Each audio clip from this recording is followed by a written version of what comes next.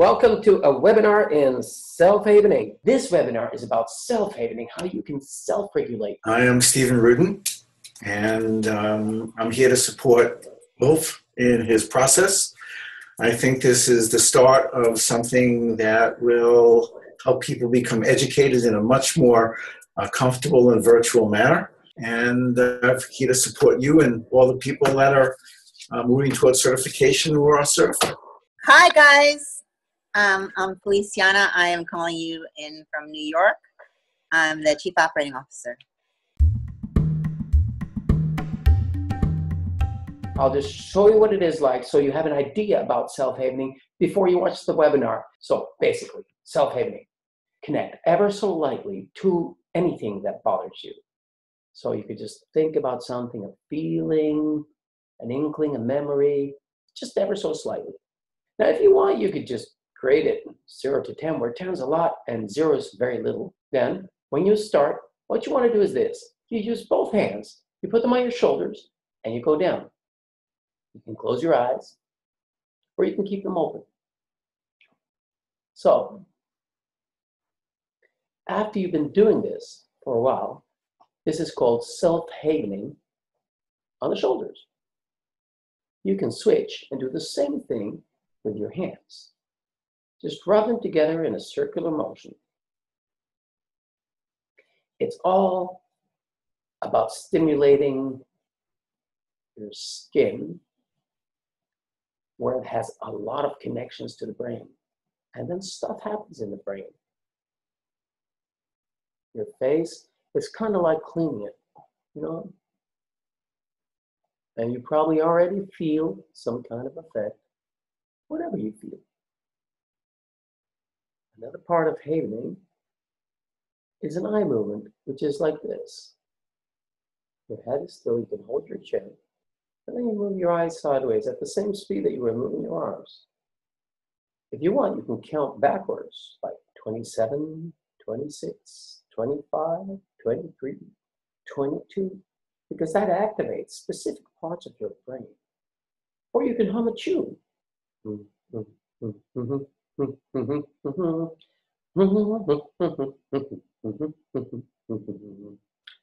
you can go back to the face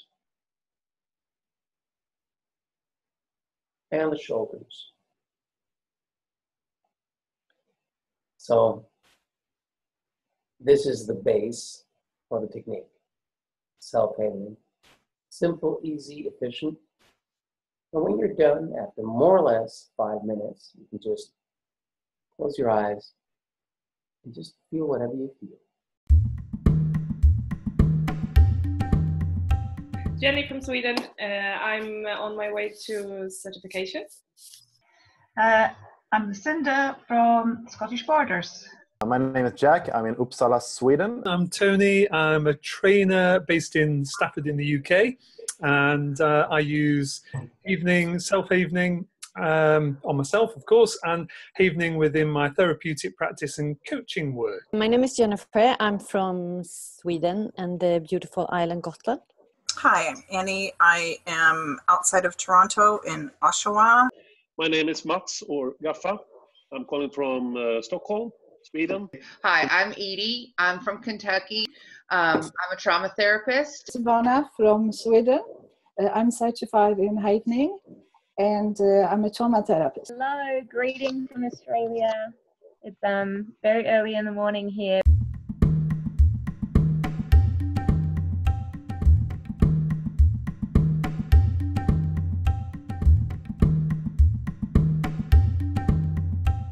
Hello, Ulf, and hello, beautiful people. My name is Harry Pickens. I'm author of the book 15 Minutes to Freedom and also a havening trainer. And believe this is all of us who are participating in this work are on the cutting edge of human evolution, in a really positive way. And I'm excited to be here and contribute and learn as much as I can. Yeah, and when you did the book, 15 Minutes, there it is. It's being shown right now by Eddie. That's beautiful. Thank you. What were your realizations about self-havening? Okay, I'll speak just very, very generically. First of all, anything that can be done with facilitated havening can be done with self-havening. including all the basic 7 protocols: event havening, transpirational, informational, affirmational, hopeful havening, role havening, outcome havening. All of those can be facilitated. Of course, you need to be discerning about that. But I believe self-havening is incredibly valuable across the spectrum. Self-havening also, I believe, is the most powerful tool, potentially, what I would call emotional hygiene. Just like you brush your teeth or you take a shower every day, you can use self-havening to nurture your sense of resilience and positivity and well-being. Self-havening can also be used as a tool on its own, along with tools that encourage mindfulness. So in mindfulness meditation, there's the body scan where you imagine all the organs of the body and you notice where there are areas of tension and so forth. Or in reciting a mantra or some kind of meditative process. So self-havening can be used in all of those areas, as well as to simply enhance a positive state, whatever that positive state is.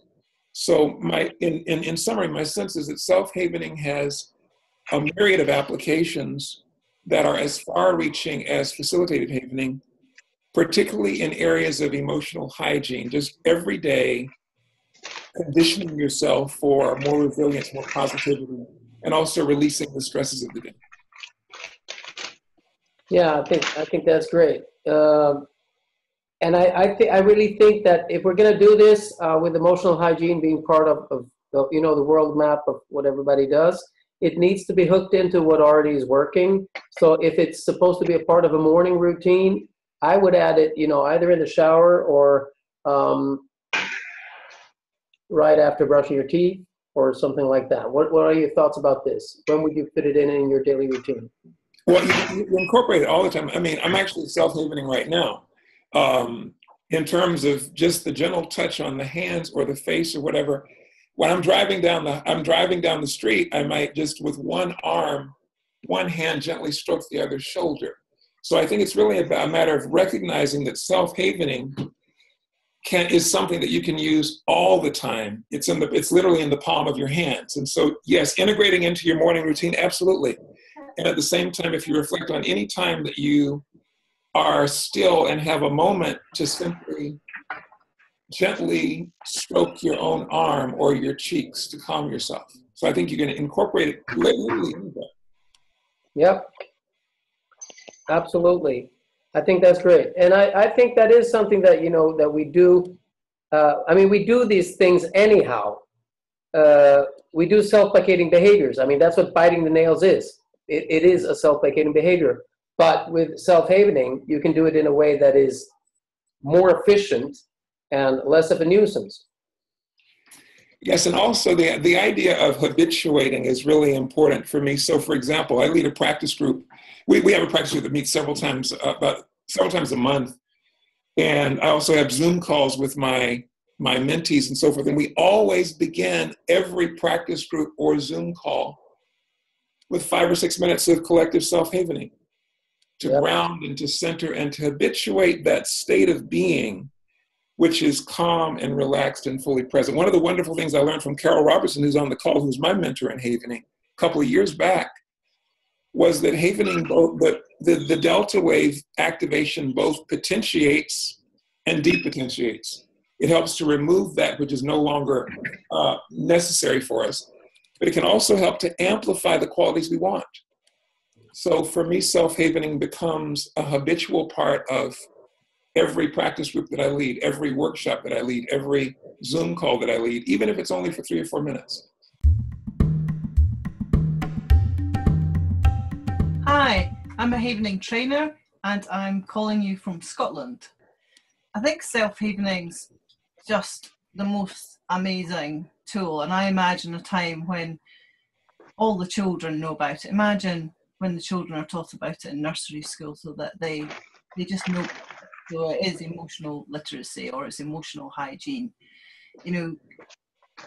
Kids know about, if they have a cut on their leg, it's like you put a plaster on it, or you go and see somebody, or you go to emergency. And once we start thinking about our thoughts, that Harry touched on it, one of the things I've found really powerful when I've been working in schools and working I'm also involved in the most wonderful organisation, a charity called Chris's House, which offers a round-the-clock safe place for people affected by suicide.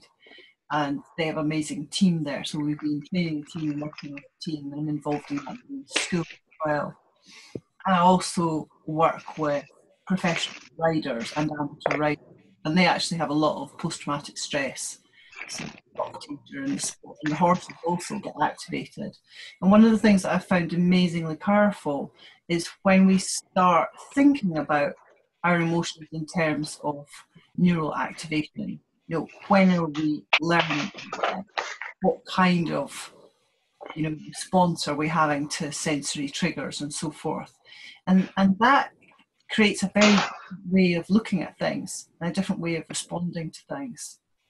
And as Harry says, you can use all of and the more we look. I mean, I've been havening since the very beginning, and the more I do, and the more I learn from other people and my own explorations, and I find self-havening myself so valuable because I learn so much, and that really helps me help other people because I work all sorts of things out. And I've got a lot of different tools for that you might be interested in. I'm very happy to share them. I have things like I really embrace emotions. So I tend not to think about abreactions. And I work with, instead of working with a scale of distress, I work with what I call the V scale. And it measures responses to triggers, emotional responses to triggers. So its name is SMERT. And that means that when you're working with yourself or with your clients, you're starting to look at all sorts of different emotions. It opens it right up, so it can be joy or relaxation or enthusiasm or curiosity or fear. And like we were saying earlier, you know, it's 5 minutes from scared to laughing. And the V scale helps that because I think it opens up, it helps us discuss and helps us embrace our emotions and understand. You know, often people feel that they're broken or that the trauma is in their head, but actually we have neural pathways and we have a cascade of responses. And once people start thinking that way, they can do a lot with that. So I don't know if anybody wants to ask about that. I have some. We can do a workshop as well just now because we have time. Yeah, we do. Let me just check shortly here. We had Harry that we knew was off video. Now we don't see if there are more of you, and I think there are 5 more of you who are not on. Your video is not working, or you're calling from a computer without one, or on a phone, or you don't want to show yourself. Which all of that is fine, but that means that I haven't asked you to present yourself because I don't see you. You don't appear. So before we go into that, because I would like you to do a short exercise just to show how you do self-havening, Carol. But before we do that, let me just ask, is there anybody who has not presented themselves that would like to say who you are and where you're from?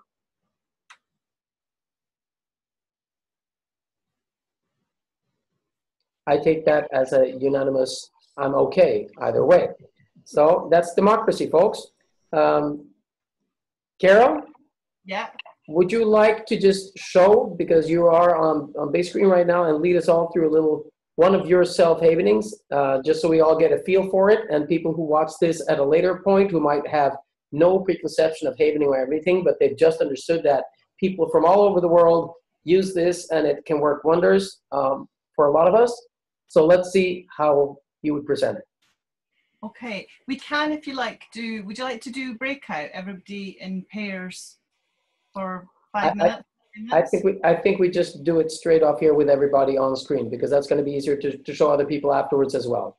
Okay, so what I'd like to do is I'd like to start off with 3 minutes to get you into the mood and then give you the process. The process is very simple and it's about gratitude.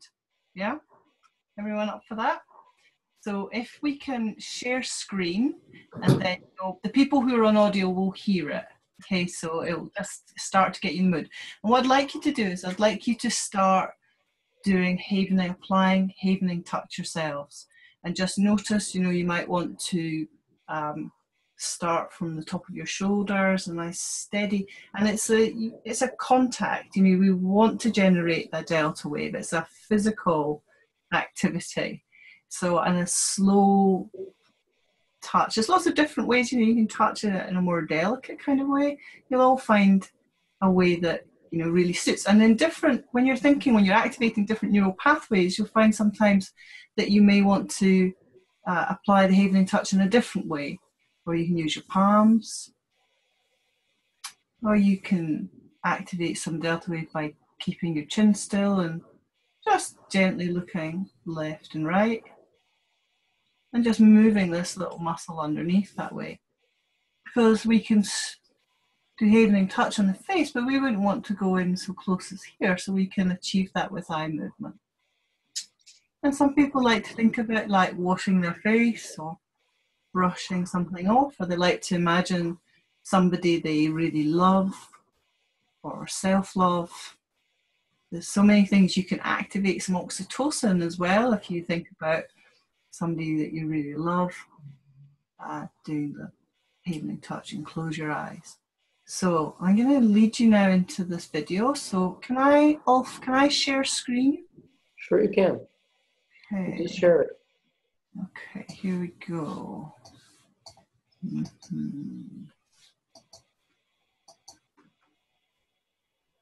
just keep Havening as we go here.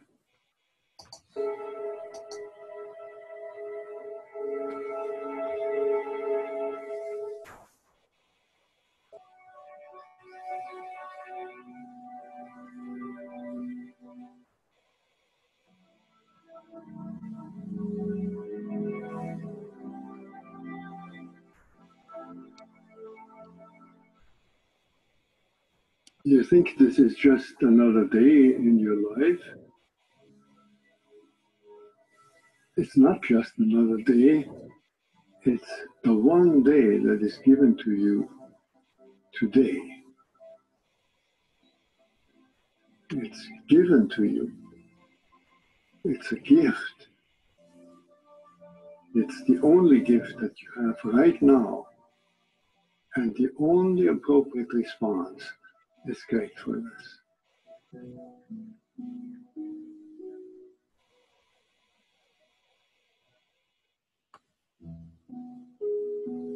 If you do nothing else but to cultivate that response to the great gift that this unique day is, if you learn to respond as if it were the first day in your life and the very last day, then you will have spent this day very well. Begin by opening your eyes and be surprised that you have eyes you can open. That incredible array of colors that is constantly offered to us for pure enjoyment. Look at the sky. We so rarely look at the sky. We so rarely note how different it is from moment to moment with clouds coming and going. We just think of the weather.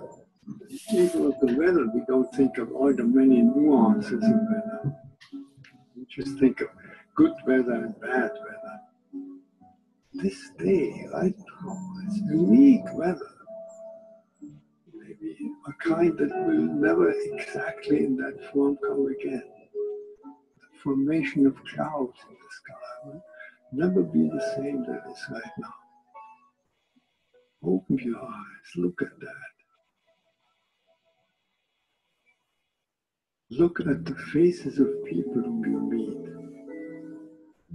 Each one has an incredible story behind their face. A story that you could never fully fathom. Not only your own story, but the story of their ancestors. We all go back so far.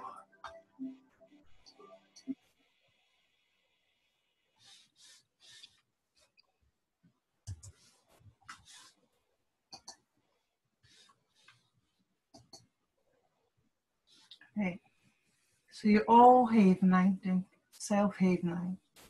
And then what I'd really like you to do, I'm going to put the instructions up, so I'm going to screen share again, you can follow it. It's really simple. And just saying out loud, so your mics are off, so you can just say out loud. You can choose between the words grateful or thank you or love, and just say the things that you're grateful for out loud. And I call it gratitude process. I'm going to pop it up on the screen.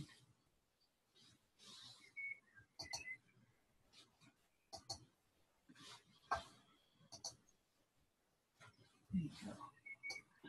So you can probably see that, I think. So let me see if I can move that over. There you go.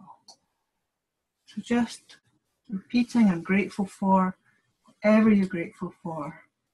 Or if it feels more like the words for you would be I love, just I love. And this is how I start each of my days. I wake up and I say, I love living here. I love life, wherever I am. And so I kind of use it all the time. And what I'm beginning to experience is that I think my brain can run havening just when I imagine it, when I think it to. I've done so much now. It just runs that process. And there's so much science with gratitude as well. So I'm going to give you a link into here so you can look at it afterwards if you like.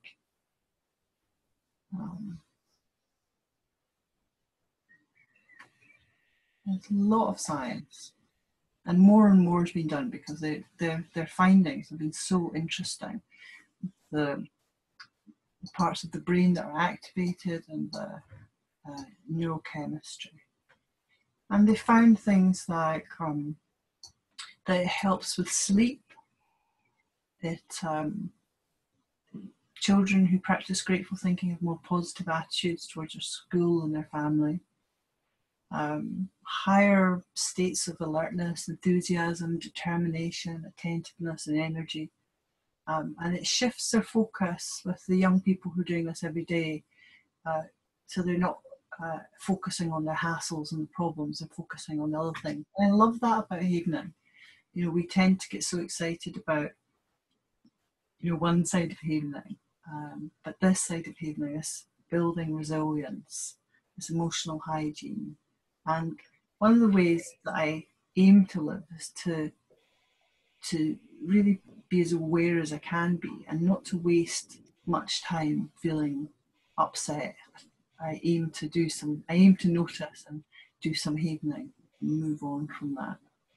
I think gratitude, when I was thinking about talking today and thinking about how I'm using havening, how we're using havening in the family, it seems that gratitude is key to it. There's lots of links there as well. So, and also they found that grateful individuals place less importance on materialism. They tend to look at other things in life. So it's very fascinating.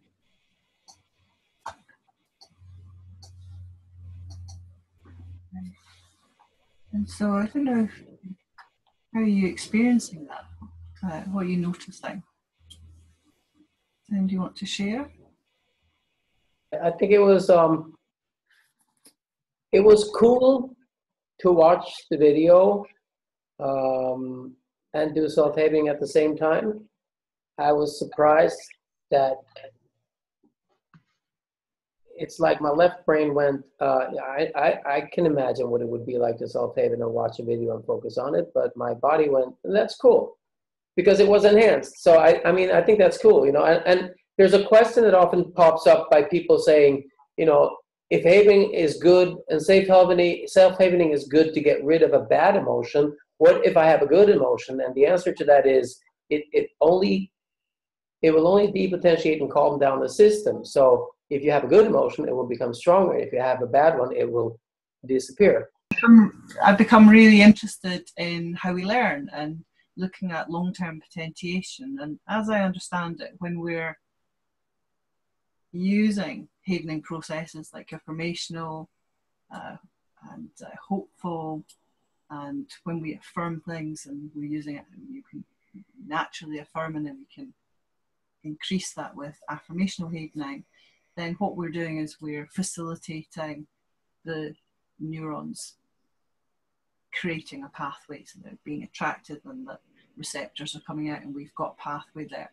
So we're strengthening that. And I'm finding through my own practice that makes all the difference. I'd like to share. Yeah, great. Yeah, I use self-havening probably 4 or 5 hours a day.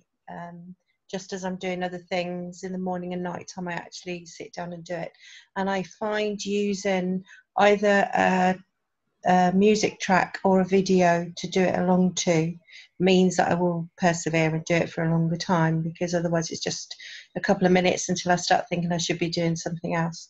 But I actually encourage each of my clients to do at least 15 minutes a day, which they do. And I tend to use mine now that all my trauma has been sorted. I tend to use mine for growth, and pick whichever subject I want to instill more of in myself, but also for my clients too.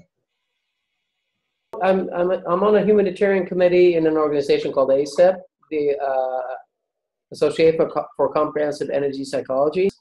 And they have a science committee there with a guy called John Freedom, and he is very, very knowledgeable into all where the status is on research at all points in time. And we had long discussions about affirmations because, as you may know, in EFT, one of the tapping modalities, affirmations are a part of that. You're supposed to say, despite X and X having happened to me and me experiencing this and that, I still love and accept myself fully. Now, I've had a problem with those affirmations, and I haven't been able to define why, because they're not true for everybody. And for some people, affirmations like that simply don't work. And finally, there was a study, which I can send you all as a link later, that gave me the neuroscience to understand how a good affirmation can be phrased, which is part of the hypnotherapist in me. So basically, if you look at the study, it says that 50% roughly of people, when they do an affirmation which is hopeful, that is, I like myself, or I feel good about myself, or all my trauma is healed, for half roughly of the people doing that, it will push them over into the end of the scale where they actually do feel better about it. But for those who are under a certain level of balance, their nervous system will know it's a lie, and it's going to say, no, you don't love yourself, and all your trauma isn't gone because it just isn't, and you know that. So I've experienced this with clients, and for me, a good affirmation, therefore, will always be a process going in a direction instead of a state. So it's not that I want to be happy. It's not that I want all my trauma to be gone. It's that I would like to be more calm every day. I would like more of my trauma to disappear every moment. I would like to love myself, find new ways to love myself that I haven't even thought of. Yeah. Now, I'm just curious what you say about that. I'd like to talk about that. I completely agree. And very often what happens when I'm looking at case studies and I see affirmations being used in the video submitted, and the client is not feeling that, they're not affirming that. The way that I use affirmations is that when I hear or see the client affirming something, say they've gone through event havening, or say I've been doing event havening myself, or outcome havening, or role havening, and I noticed that change. So I've completely shifted. My perspective's changed, my emotional responses changed, things be depotentiated, and I noticed a change. And I'm quite quick, so quite often I'll kind of do a little internal, I'm okay. Why am I doing this? I'll get on with doing something else. It's very fast, 3 minutes or 5 minutes or something like that. And what I do is I kind of catch that. And it's the same with working with clients. If I see the client affirming something, I'll catch it. And so then so if they say, oh, I'm okay, then I'll say, oh, do you hear that? Hear that? You said you're okay. And then we'll build on that. So we'll strengthen that neural pathway that came out naturally. I'm okay. If I hear someone affirming, I'm rubbish or I'm stupid, and we do this ourselves, you know, like I might go, I'm rubbish at maths. And I hear it and I go, that's an affirmation. I'm strengthening that neural pathway. I'm strengthening that emotional response. Is that helpful for me or is it not helpful for me? And so in that way, I then would use transpirational. So I think if I go back to what I'm saying, when I see videos of people working and they're getting somebody to affirm, and the person's obviously thinking, well, I hate myself, you know, that's like, I feel horrible. Then you're actually transpirational because that's what they're actually thinking. They're transpiring. And I think that's the reason that in Havening you still get success. You get amazing successes. And then they'll actually come through and suddenly they will affirm it. They'll go, yeah, I am okay, actually. Do you see what I mean? Yeah, absolutely. And also, like Elle McBride is saying in the chat, that she's saying, what about informational Havening for this? And I think informational is great because then you can say, if I didn't hate myself, you know, and then you can ask yourself, what would that be like? Because that would also start a process looking in a different direction instead of reaffirming something negative that you really don't want. I have two more thoughts on that I'd like to share and ask you your thoughts about. Tony is saying in the chat, you know, I wonder how it will be as I start to notice the positive change, which is a great hypnotic direction giver. What if I begin to find ways to feel calmer over time, which is a great informational tool. And a part of me is starting to wake up to the idea of beginning to find solutions. So we're becoming a little bit Milton here, Erickson, which I think works greatly. So apart from that, anything, you know, I wonder how I can become calmer every day is also a process in a good direction. Anything that is a to goal instead of a from goal. What you're doing, Carol, which I like, is you're keeping it clean by using the client's words, but also as in clean language, Judy Rees, which you can Google if you haven't heard about it. But also it's nice to not immediately jump to the conclusion, which I really like with what you just said, that hating yourself is necessarily bad. Because we do everything for a reason. And if we jump to the conclusion, oh, you hate yourself, well, why don't you say you love yourself? That's maybe not at all what that person would need to have here. You know, instead they might want to ask themselves, you know, yeah, so I hate myself. How much do I hate myself? You know, and is there a specific reason? Does it help me avoid some other emotion, or does it equalize some shame in my system, or whatever that may be? But I find that there are so many ways of phrasing your own thoughts or a client's thoughts during self-havening. And an explanation I like in another great book that I recommend all of you, which is Cognitive Hypnotherapy, is, if I may draw it for a few seconds here, that when you get caught up in an emotion that becomes very strong, it could be a post-traumatic reaction, and in that case it's called a flashback or flashbulb memory, in which you're transported in time back into the situation as it was then, and you also only have the resources you had then.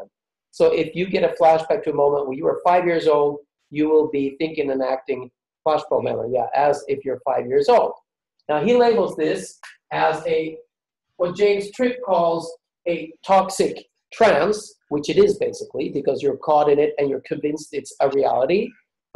He labels it as a balloon. And the difference is that when you're in a toxic trance, you are in a balloon and you are confined by the space of that moment in time that you were at. That's the flashbulb memory. So anything that puts a hole in the balloon allows you access to your real self, which is everywhere but inside that balloon. And a very simple way of doing that is havening, because what it will do is the balloon is associated with an emotion which is not happy.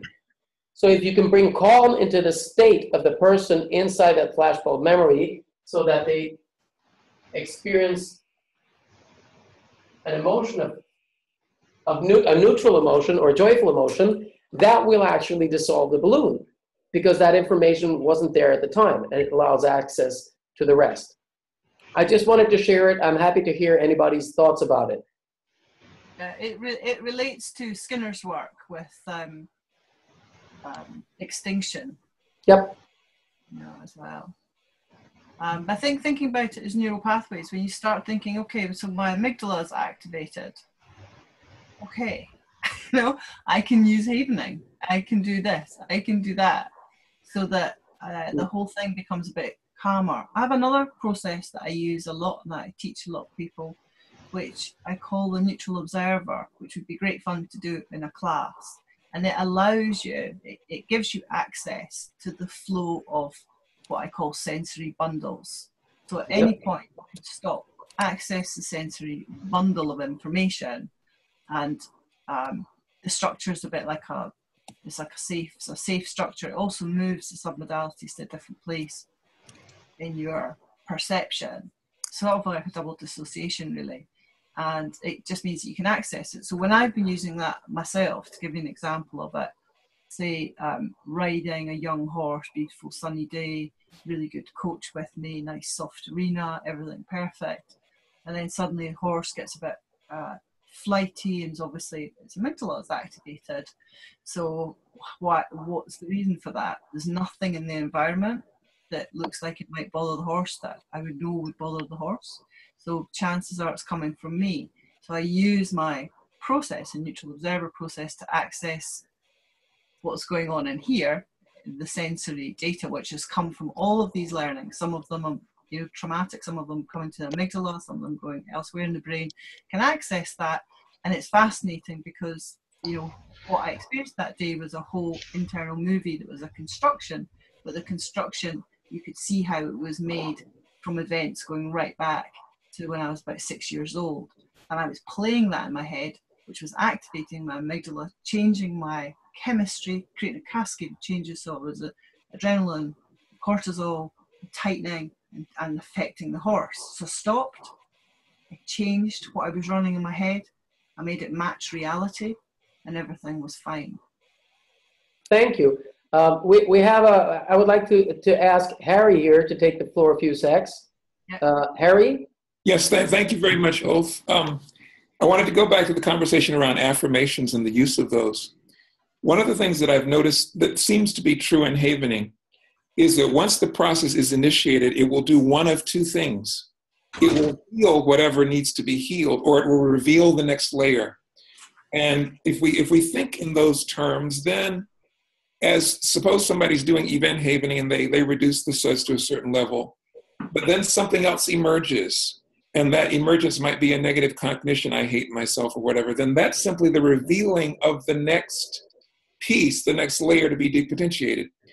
Another thing in terms of bridging to affirmations, very often, if we try to go to the affirmation too soon, it will automatically trigger that significant degree of resistance that you were talking about. Yep. But if we bridge carefully and slowly, so suppose we've done event havening and we're down to a certain level, or we're just working on a new issue, using the informational affirmations or some other process-based affirmation, for example, I wonder what it would be like to feel 10% better about this, or more and more I'm beginning to experience, etc. That then bridging into the affirmation. The other piece I wanted to mention is there's also a bit of research about what's called interrogative affirmations, where the affirmations are phrased as questions, sort of like information, but slightly different, as opposed to statements. And what they discovered is in motivating students to do their homework, for example, if the student said, I will study, they got a fairly decent result. But if they asked themselves the question, will I study? Can I study? What if I study? That automatically triggered a natural response and motivation. So very often I'll use those kinds of affirmations as well to bridge to the affirmation. So by the time the person lands on the affirmation, there's a greater sense of validity and solidity to it. Yeah, thanks for sharing that. And that's a little bit what you were talking about, Carol, isn't it? What he mentioned before, that when you were on the horse, you realized it had something to do with a flashbulb, a balloon somewhere from your childhood.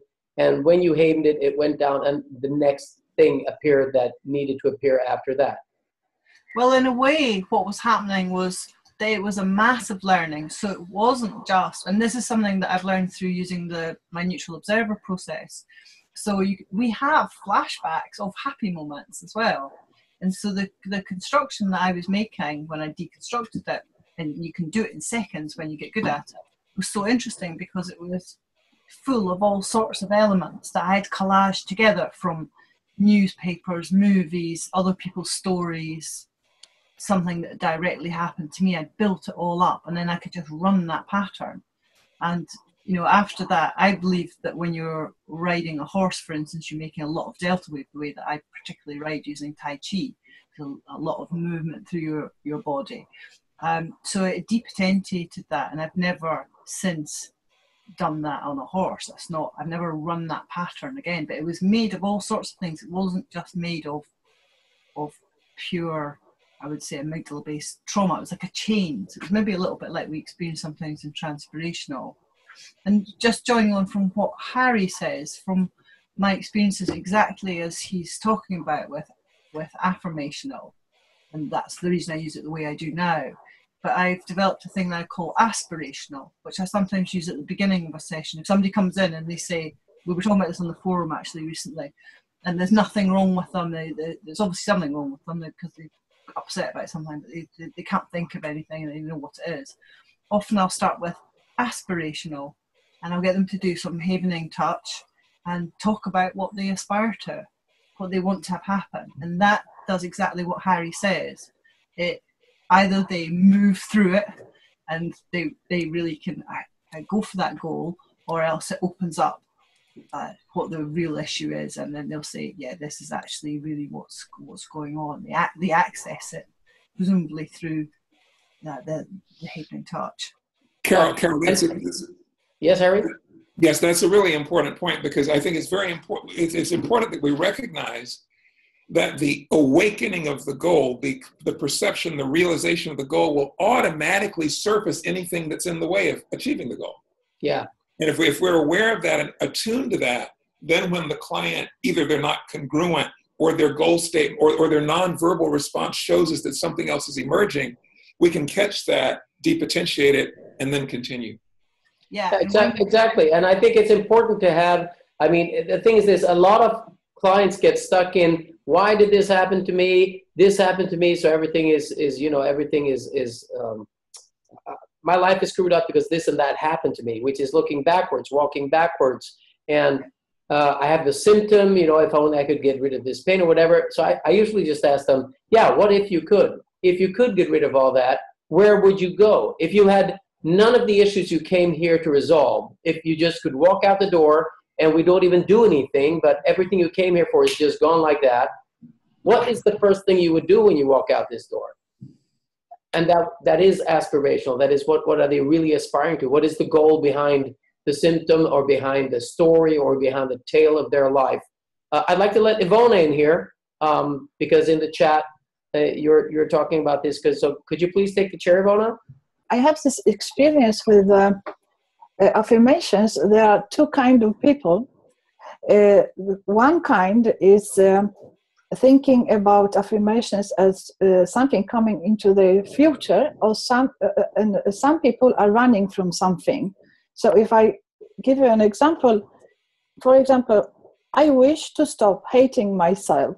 This is 50% of people running away from something negative. The rest will say, I want to start loving myself. Do you see the difference? I will run, I will leave something negative behind, or I will start something positive. And if you discuss it with your clients, they will choose one of those two alternatives because it feels right. And then the affirmation will work better because this positive affirmation will work for those people who have positive thoughts. And the negative affirmation, it's not negative, but running from something negative will feel right for the people who think like this. So does it make sense? Yeah, it does. It does, and I would just like to say shortly, because when you work with mental training in the school of Unestål, he usually calls this, and in sports this is called, either you have an away from goal or a towards goal. So yes. You are here basically, and this is something positive that you would like to have, and this is something negative that you would like to avoid, right? So you could be, yeah, exactly. You could be running from it, or you could be running towards it. And when this happens, there is one aspect to that I'd like to mention. When you run away from something negative, depending on the status of your nervous system, you will create more stress hormones because you are in a flight mode here. So there is a risk when you affirm, if you affirm an away from goal, you're actually triggering more of the flight system or the cortisol stress hormone. And when you're running towards something, which is the exact same issue, the exact same direction, you are actually lessening the agony of striving for it. And I do agree that for some people, it works better with a stick, or I would rather put it this way. For everybody, there are times when a stick is better than a carrot. And it will depend, because everything always depends. I mean, there's no straight answer. But this brings to mind, because I agree with you, Ivona, and I kind of like reflective stick or carrot, right? I kind of like reflective repatterning, and I'm wondering if you've heard of it. How many here have heard of reflective repatterning? Okay, so I'll just tell you about it really shortly, and it's not extensive, it's not in depth. I did a long interview with Chris Milbank, who is the guy who designed it and who holds workshops in it, and it's a method of its own. I'm probably using, the tip of the little finger of it, but I get amazing results in combination with self-havening and with havening with clients. So can I just share that? Is that okay? All right. I take nodding as yeses. So it's a formula. Alf, when I'm using that, I use it in transpirational, and I am listening to the language patterns, as I've always said, how they're framing it, and quite often I find they've never thought of framing it the other way. And the process of the neutral observer, I get them to run one sentence and see it in the neutral observer, and then another sentence and see it in the neutral observer, and they realize that it activates completely different neural networks, therefore a completely different cascade of responses. Yeah. So I just want to briefly touch on this because I find it very useful in self-havening. Because instead of focusing on how to say what you want or what you want to get away from, specifically, the formula for this is, it's very short.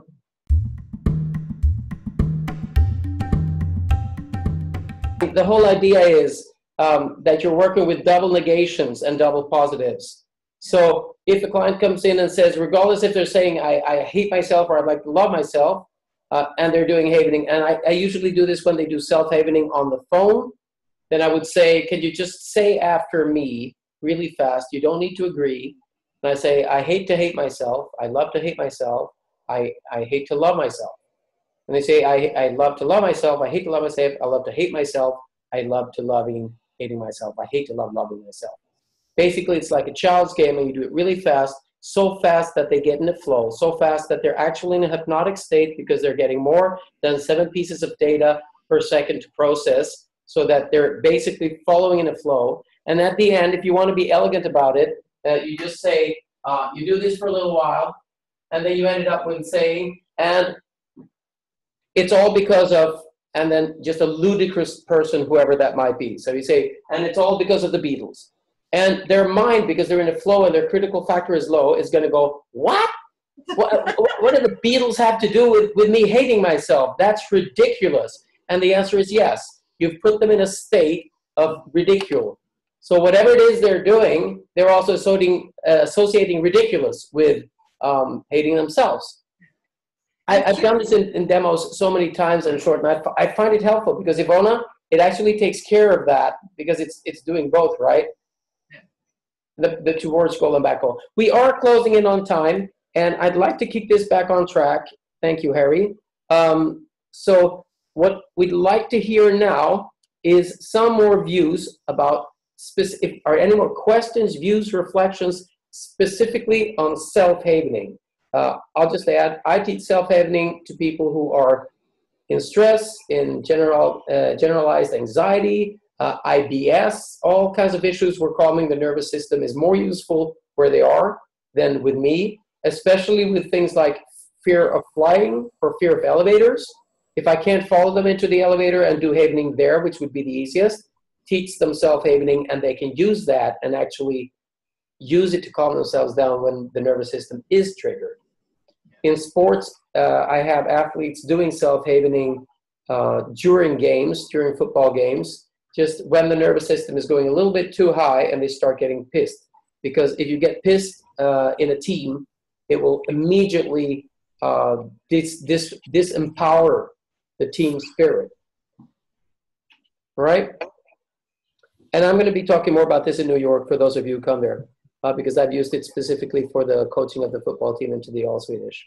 I wanted to ask a question and then also share something about how I do self-havening, which I think works really well to not go into this positive affirmation thing by jumping forward, by jumping ahead of where the client is.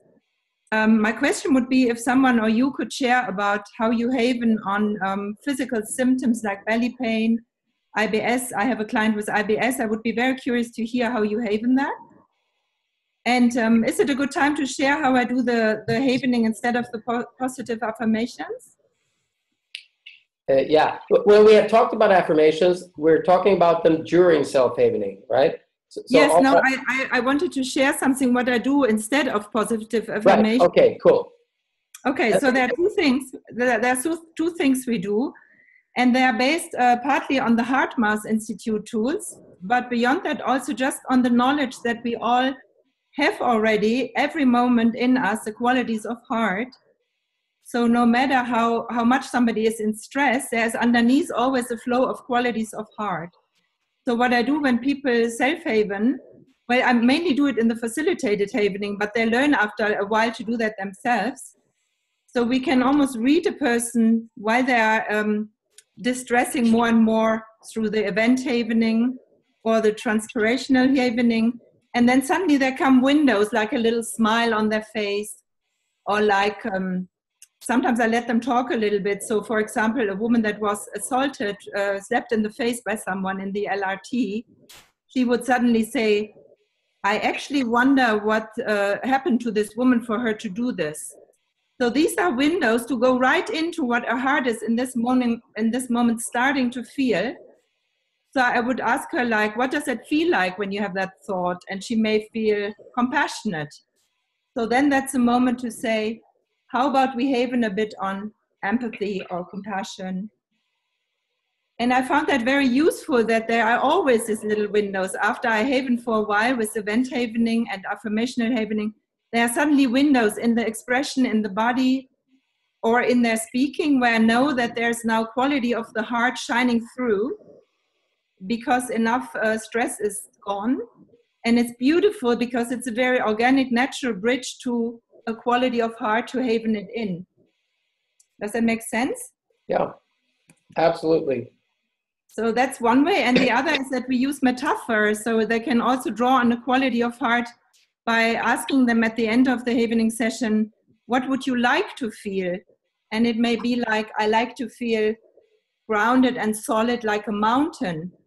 So while they may not yet expect that they can feel that way, by borrowing from the mountain, it's very easy for clients to draw from how they know a mountain is. I let them close their eyes and how would you like to feel? And they tell me two qualities. I like to be free and light, like, and then I let them find a metaphor that comes out of their own inner, like a feather, because they know what a feather is like. And that also helps them to haven the quality into their nervous system without needing to do any positive affirmation. Yeah.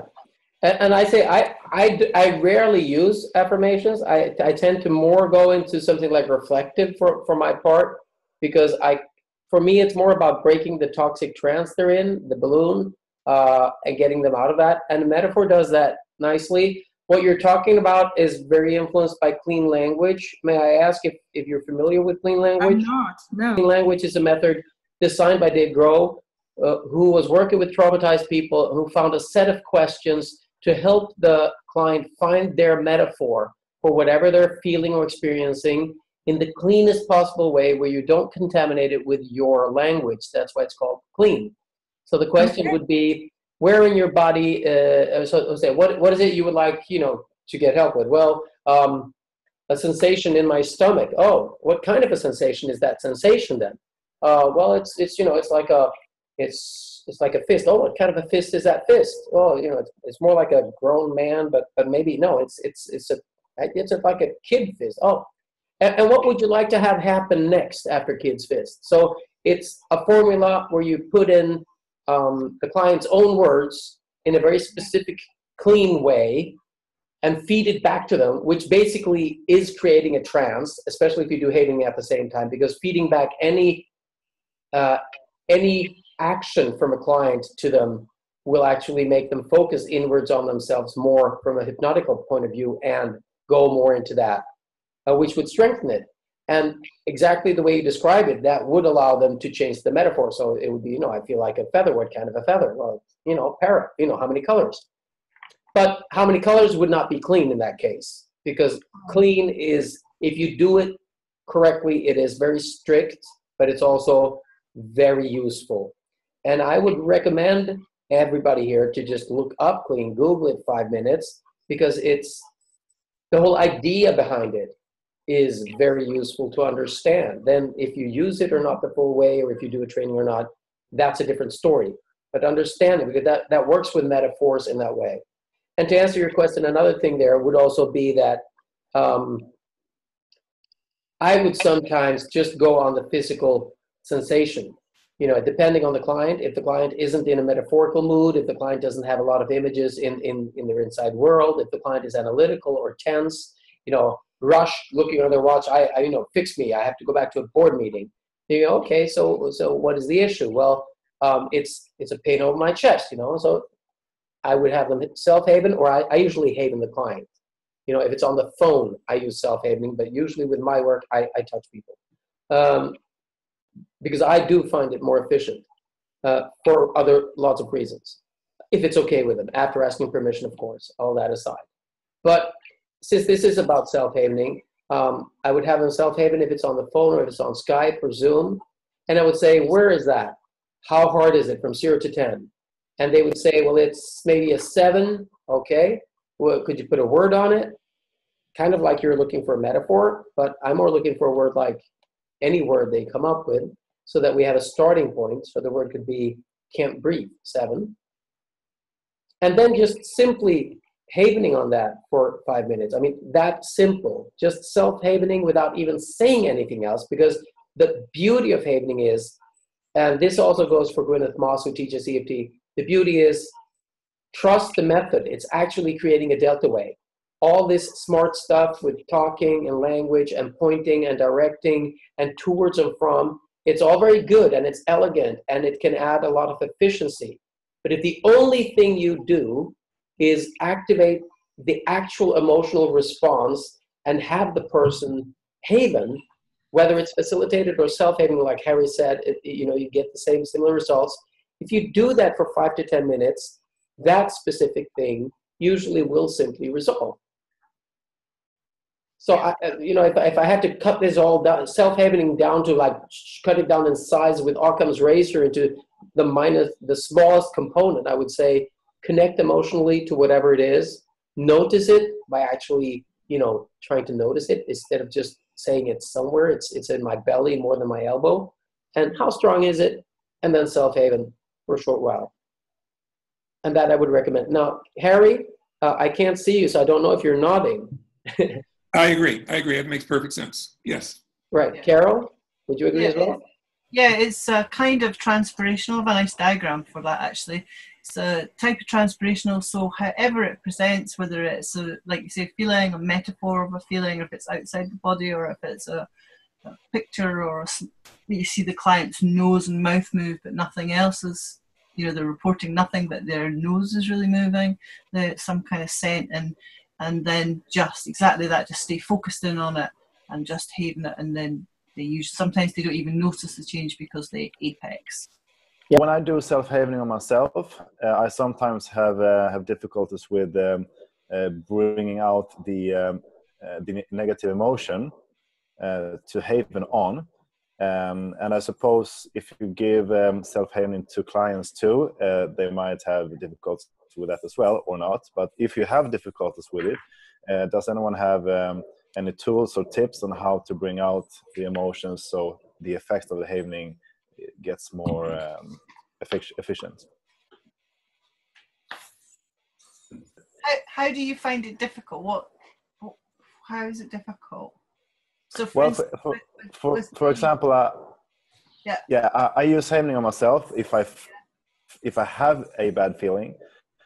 Yeah. But I would like to use it better. Okay. So when for previous events which I think are affecting me, and but I can't get the feeling. I tell you what I would do. I'd probably haven the idea that you think they're affecting you. Yeah. I'd do that first, and then I'd see what happens. My journey with havening has very much been my internal journey as well. So I've used self-havening a lot, and I've used it with, overcoming a past relationship. I've done event havening on several different things, especially one that really comes up, which was a near drowning, and I've healed myself from that. And also for ongoing resilience, so I self-haven every day in the shower, but when big things come up, Jack, and I don't know if this will be able to help for you, but recently I lost a very good friend of mine, and so I was extremely sad. And so it wasn't an event, it wasn't anything, just doing TH, transpirational, on sad, and just sitting with that emotion and allowing it to come up just shifts it. It just moves, and then you go from there, and just trusting in that healing process for yourself. I don't know if that helps. There's so much on self-havening that I can personally share, but just going with what's there at the time and allowing that to move. I think there's something else that might interest you is havening when something's actually happening. I had a thing where my house was on fire, and I found myself, I was outside in my house, and I basically renovated my house over 30 years. So I had this sort of strange experience where I was sort of running around thinking, wow, I've burnt it to the ground, kind of thing. All that work and all that time, and I couldn't get into the house because the smoke was so thick. And then I realised that one of the dogs was inside the house, and I could see the smoke was so thick, but I could see him pressed against the window, and he was breathing. He was inside, but he's breathing through a little crack in the window. And I just freaked out, and I was like running around like a chicken and screaming, and just like I wasn't saving him. I was just, my amygdala was activated. I was just gone. And then I managed to sort of think, like, I'm going to start havening. So I was still like a chicken, but I was doing havening touch, havening touch, havening touch, havening touch. And then suddenly, like using my kind of neutral observer thing, all of my internal images changed, and I could access information from a children's program when I saw, that I must have seen when I was about 8 or 9, about what to do in a fire. And I knew also where there was a bucket of water, I knew where there was a towel, I knew what to do, I knew how to do it safely. It's like I had the whole packet of information suddenly what to do. And I employed all of those steps, and I managed to get into the smoke, and I managed to rescue the dog and get out, and then I got back into the fire and I put the fire out. And I thought that was an amazing use of self-havening. I just had a funny idea because I had taken a class the other weekend. If a person doesn't feel like the positive affirmation, or you're self-havening and the affirmation doesn't feel right, what if you just change the tonation of the affirmation? Rather like, I love myself, I love myself? Or, just giving it different intonations, maybe trying to find what feels right for the person, and then use that as their positive affirmation. That's fantastic. And one of the things I was going to share with you, and I didn't have time, actually ties in with that, and it's self-role havening. And with self-role havening, you do exactly that. So, you know, you hear yourself saying something like, oh, you know, I suck at that, or I can't be bothered doing that, and you just change it to like some sexy voice. So it's funnier, or you can even reflect and your pattern it, because somebody would call me up one day and they're like, I'm so imperfect. I'm like, what if it's perfectly imperfect that you're perfect? You're perfectly perfect that you're imperfect. And I just kind of Google the words back and forth with them until they found themselves happy. Yeah, and so you can do that in self-havening, and it's a kind of role havening. So you just notice what you're saying, start havening touch, change the tonality, change the words, change it. My own experience is I first got into this kind of work not because I was a counselor or therapist or coach, but because of my desire for my own transformation. And I very, very strongly believe that the more practice you get, the more embodied experience you get with self-havening for your own current moment distress, your own processing past traumatic encoding, your own resilience building, your own mindfulness, whatever, the more experience you get in your own body using self-havening for yourself, the better you will be with clients, because you'll have that experiential embodied knowledge of how it works. I'm going to share a story on the Facebook forum later once we're done with the call, about an experience that I had self-havening that was transformational, that really gave me an embodied experience of, wow, this can work for me in the most difficult circumstances. And the more you self-haven, the more you practice emotional hygiene, the more you habituate that, the better you will ultimately be with your clients, because you'll have that embodied knowledge that it really works. That's it. No, the more we practice, the more competent and confident we are, the more that we will instill that. I have a couple clients who are insecure about self-havening, and the more comfortable I am, the better it'll be for them.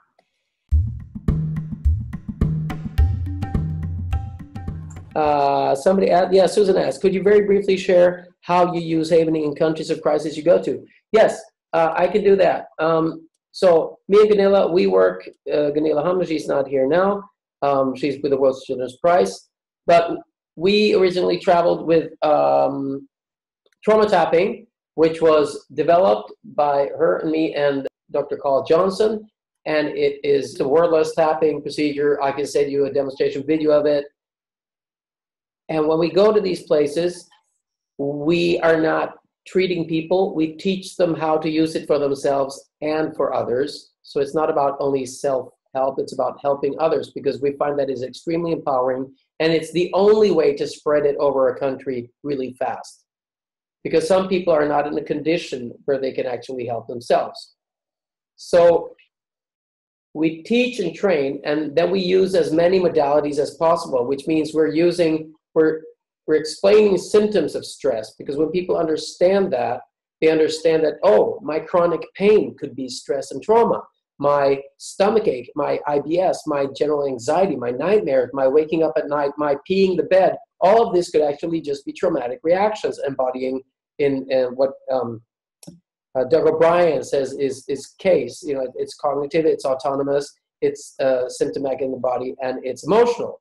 So those are the 4 ways in which symptoms manifest from stress and trauma. But they created a song for the self-havening, which is, you know, inspired by this little flea that they have and that bites you, and nobody can see that it's biting you. So people think you're making a lot of fuss about something that you can't see. If you get rid of it, you know, if you let it loose, then you can actually move on and get rid of that rash. Kiki kiki kueni, kiki italini, hila bangsela sasandu na kong, ilolona, nasa kinsega. It's so nice to meet you all. I'm very, very happy, really. Yeah, and not only happy, you're also one of the most well-trained people in so many aspects of trauma that there exist. I mean, just give a short background so people understand. What are the different trainings you have? I'm a trauma specialist, but I have been trained in cognitive behavioral therapy, EFT. And the list is long. I'm a coach as well. I'm a hypnotherapist, and I use all those therapies. But now I prefer to use Havening in trauma because it's very effectful and pain-free, as I say it. Yeah, you said something during a training that you know, compared to other methods that you knew worked, it was nice because all of a sudden it could be done faster and with less agony. Yes, and I was counting in hours how effective it is. Yes. Because I usually work with schema therapy as well, and I just fix it maybe in 1 hour instead of 10 or 16, or which would take a year usually. Yeah. But in Havening, I just maybe need 5 sessions, so I don't use schema therapy as such anymore. It's fantastic. Havening is number 1. I've been working with EFT and a new development from that called mindful tapping by a Swedish couple, and I think this is a very good tool to help people to empower themselves. And I want to spread it as well in schools and otherwise. Any questions you have that we didn't answer, mail them, and we will answer them afterwards.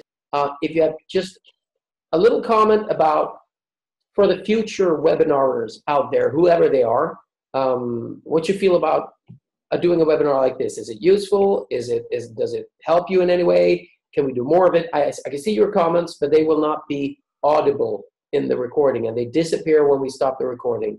So if somebody would just please say a few comments on this, we'll go 5 minutes over time. Who would like to start? Yes, very helpful. I learned so many different things. I'm so excited, and I think we should do it once a month if possible. Yes. Yep. Anybody else? Beautiful. Thank you. I found it if we really could. useful and very confidence building. Yeah, very useful. We should do it once a month, I think. Yeah, once a month would be great. Yeah, and that's only 12 a year. I mean, it's not really a lot. So it could, and we could have different subjects. And I want to add, it's easy to derail. It's easy to not stay on a specific subject. It's easy for a specific question to take over. That's the nature of this. That's how we would discuss it if we were seated in the same room. So it's also about allowing that to happen and trying to keep it back on track. You know, that's what will happen. We can have it more structured. We can be more rigid. We can be less rigid. And I personally find that having the presentation in the beginning, even if it takes 30 minutes or around that, of everybody to say who they are and why they're doing this, I find that invaluable because it gives a face to Haveners and self-Haveners and people involved in this. Because we had so many professions and different roads of life and different countries and continents. Thank you very much. Yeah, very useful. Yeah, totally agree to redo it again, to join again. Thanks a lot to everybody. Thank you all. I'm so happy. I like that with you. You're always very happy. Now I'm even happier. See you soon. Ulf, yeah. Next time, can we all do breakout rooms and work together, because it's a really wonderful way to work. Yeah, we can look into that. Thanks for just starting this process, because I think that's what this is. It's the start of some kind of process. So looking forward to meet you on Facebook and other places and keep on the discussion. Mingle more, share more experiences, get in touch with each other, you know, right now. Everyone you see here is somebody you now know. It's your colleague. Can I say thank you? It's been absolutely brilliant, and I love Carol's idea of breakout rooms. I know they work really well. Thank you very much, everybody, for showing up. Thank you all for organizing this, and Carol for adding your wonderful insights and information as well. And I absolutely am with you in terms of ongoing webinars connecting the Havening community internationally. So why don't we have a beautiful goodbye wave from everybody? Thank you so much. Things like a Havening wave. Beautiful. Waves of Havening. Bye. Take care. You as well. Take care.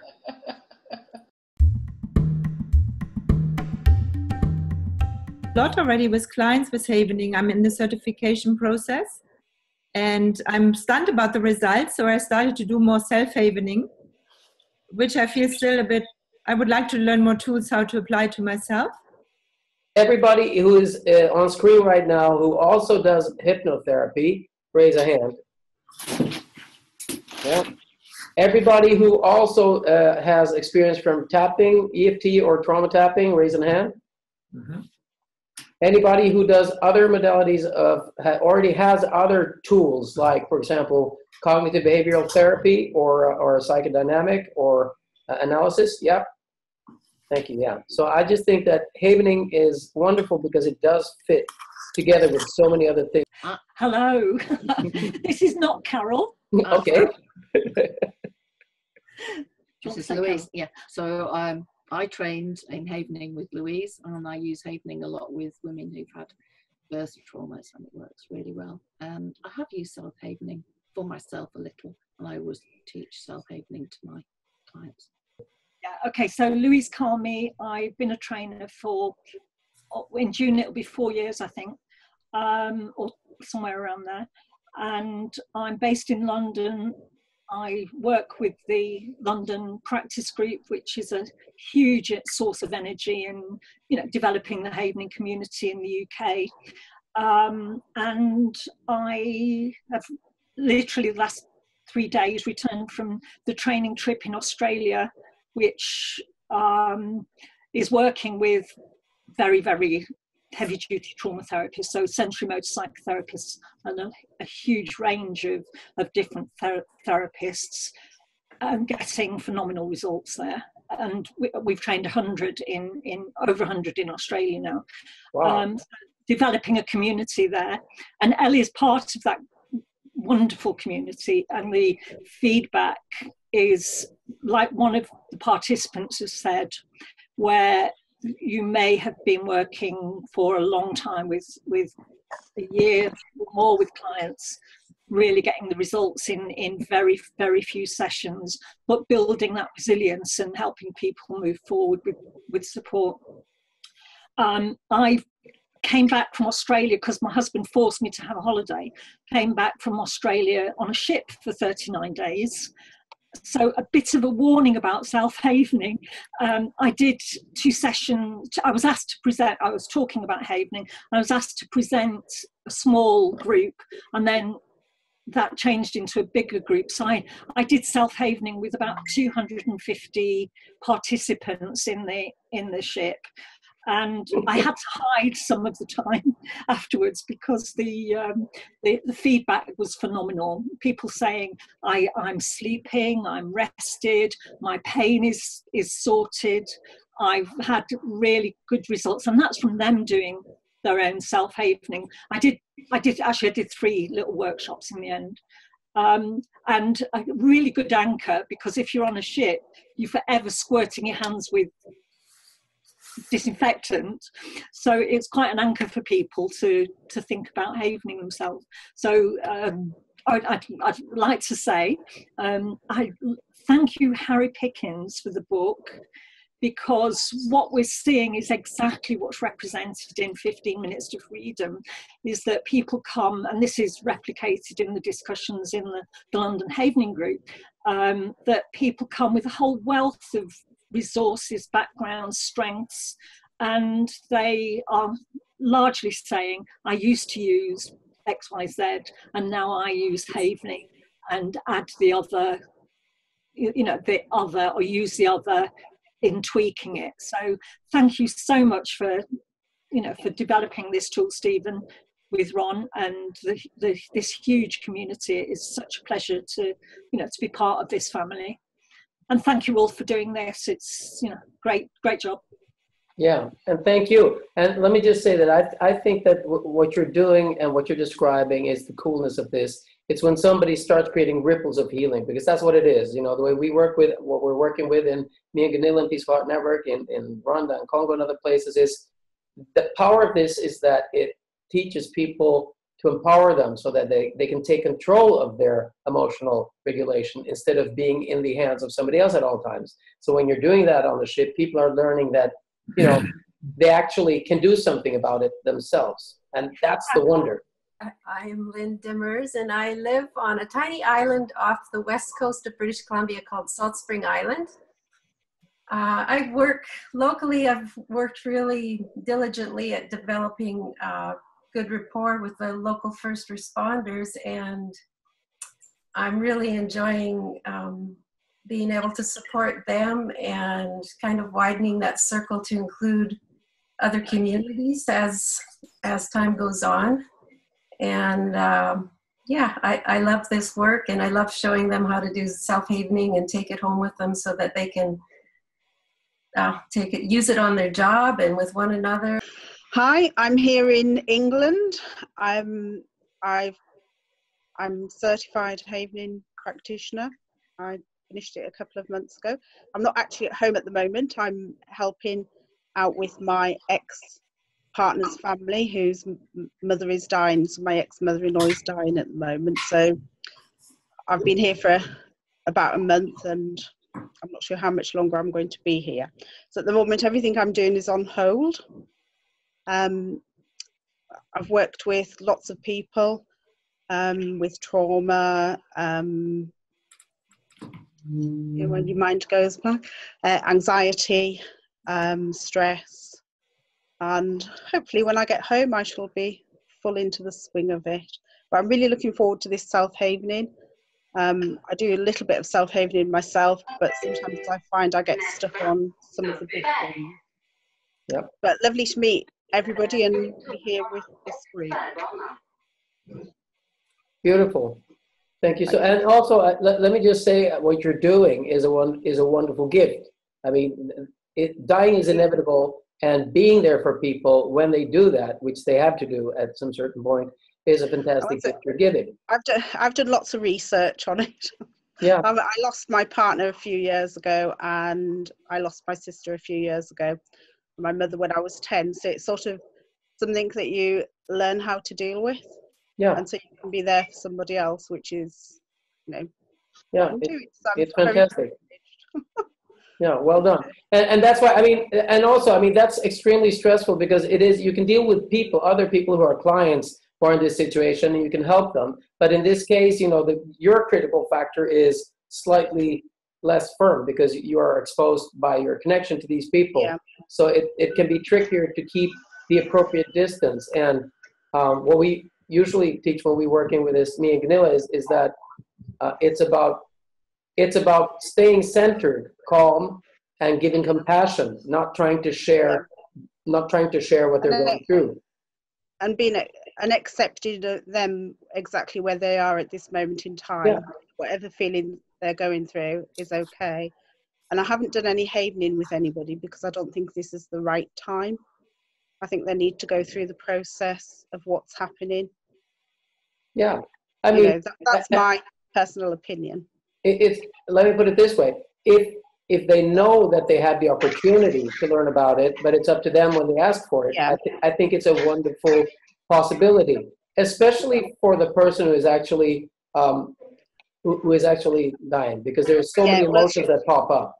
Yeah, with Anne, I am doing some havening with Anne. So tonight I'm on the night shift. Yeah, beautiful. All night, so I've been recommending a book in the Facebook forum, which is The Worst Is Over, Verbal First Aid. I've actually bought it. Good. But it's 200 miles away at this moment in time. So if you have a lot of time to get to just work through there, then I would get the Kindle version as well and start reading it a little bit, because it has a chapter especially about what you're going through now. Oh, right, that's wonderful. I'll download it on Kindle. Hi guys, Lena. I'm from Sweden, Enköping, and I have been training with you, Ulf. And since that, I've been using havening in almost, well, I would say every session actually, and with fantastic results. I love the method, and before I used a lot of hypnotherapy and DEFNET and also EFT and matrix reimprinting. All great methods. I still use them and I combine them, but the thing that I go to, if there is a trauma, right away, havening, and it works beautifully. So I love this method. Van Libretto from New York. I'm originally from Copenhagen, so I'm very biased with the Scandies, I guess. I have done a lot of facilitations. I've been certified since 2015, July, and one of my favorite places to facilitate was the LA conference. I'm sure Tony would agree. I've did a lot of training. When I was doing my training, I did a lot of work with Hurricane Sandy victims, so I was very fortunate in that respect. So what I'm expecting today is just to get to know all of you and get to know different processes. Yeah, excellent. Can I ask you a question? If you stay on the mic. So when you were working with Hurricane Sandy victims or survivors, were you seeing them one by one, or were you seeing them in shelters in groups, or were you teaching them self-havening? One by one, because I was going from house to house doing trauma training with them. So I, brought my laptop. I also do biofeedback, so I was able to do the heart math with them as well. And that was pretty fascinating to see the results. Yeah, how quick the results are. Mm-hmm. Yeah, and what do you call it when the there's a lot of terminology here. I'm quite fond of the relaxation response kicking in. I use that a lot. But there's also a terminology that is being used in the book, The Worst Is Over, verbal first aid, which is the healing zone. So do you use that terminology? I just bought the book. Good for you. There you go. Wonderful. It shows backwards, but I just bought the book and I just started reading it. But yeah, it's very interesting. I've been trained in first aid, trauma response and things like that. So I used a lot of my trainings, my previous training, to work with the clients as well. You're using havening together with massage therapy? Massage therapy, yeah, and it's everything that pops up that it has some kind of emotions. People are scared of needles or whenever something pops up. Yep. And how is it working out for you? Really nice. It's like instant effect, and from scared of needles until I put the needle in is about 5 minutes, so really quick results. Yeah, that's wonderful. What needles are you putting in them? Dry needles, so acupuncture needles. Mm-hmm. And so you use havening. Are they doing self-havening, or are you havening them? No, I say most of them I teach the self-havening. Yeah. They can use it outside the clinic also. Right. Beautiful. Have you gotten any feedback from them? Yeah. From scared to laughing in about 5 minutes. That's a good result. That's a good result. Yeah, we like that. Yeah, that's probably going to be one of the ads from now on. From scared to laughing in 5 minutes. We thank you for that. You will get copyright. I hope you enjoyed it as much as I did. If you're new to havening, go check it out on any of the websites you find. If you're already trained and on your way to get certified, get certified.